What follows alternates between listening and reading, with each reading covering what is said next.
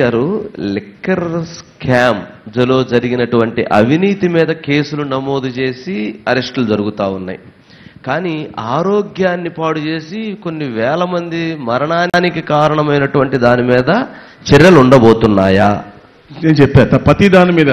Okay, ప్రతి దాని మీద ఉండబోతుంది. ఈవెన్ ల్యాండ్స్ లో కూడా మీకుంది. మదనపల్లి ఫైల్స్ వదలం, అవును, పుంగనూరు వదలం, మఠం ల్యాండ్స్ వదలం, అటవీ భూములు వదలం, ఏది వదలం, అన్ని ఎంక్వైరీ జరుగుతాయి. టైం పడతాయి. అన్ని కూడా it take its own course. తప్పకుండా ప్రతిది కూడా ఎక్కడెక్కడ అవినీతి జరిగిందో ప్రతి దాంట్లో కూడా. ఎందుకంటే మేము ప్రజాహితం కోరేవాళ్ళం, వాళ్ళలాగా వాళ్ళు భక్షిద్దామని కాదు. ఓకే, అంటే మీరు ప్రజాహితం కోరుతూ విచారణలు జరుగుతూ ఉన్నాయి, ఎంక్వైరీలు జరుగుతూ ఉన్నాయి, రిపోర్టులు తెప్పిస్తూ ఉన్నారు.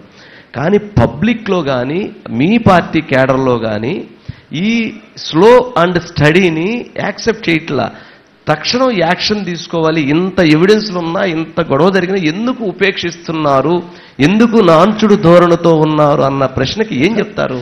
అంటే మంచి చేయటంలో మనం ఒకటి రెండు రోజు లేట్ అయినా పర్లేదు, కానీ చెడు అనేది మనం పొరపాటు తప్పు చేసామనుకోండి, ఒకరికి చేయబోయి ఇంకోరికి చేసి వాళ్ళకి హాని కలిగిస్తే అది కరెక్ట్ కాదు. మనం పక్కా ఎవిడెన్స్ అంతా కూడా చూసిన తర్వాత విత్ ఆల్ ప్రూఫ్స్ అన్నితో ప్రతి ఒక్కరి మీద యాక్షన్ తీసుకుంటాం. అందుకనే మీకు క్రమక్రమంగా ఎవరు సూత్రధారి, ఎవరు పాత్రధారి, ఎవరు ఏంటి అని అన్ని కూడా కులంకుశంగా ఎవరిని కూడా వదిలిపెట్టాలి. అన్ని ఇక్కడ కాదు, ఆల్ డిపార్ట్మెంట్స్ లో కూడా ఎంక్వైరీ జరుగుతూ ఉంది. ఎంక్వైరీ జరుగుతుంది. ఎప్పటిలోపు ఉండొచ్చండి చర్యలు? రెవెన్యూ పరంగా మీకు చర్యలు కంటిన్యూ కనపడతా ఉన్నాయి, మీకు వస్తూనే ఉన్నాయి.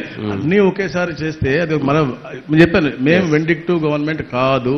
ఓకే, వాళ్ళ పోలీసు కానీ వ్యవస్థలు ఉన్నటువంటి వ్యవస్థలన్నీ కూడా వాళ్ళు టైం తీసుకుని కోర్స్ ఆఫ్ టైం చేస్తారు తప్పకుండా. ఓకే.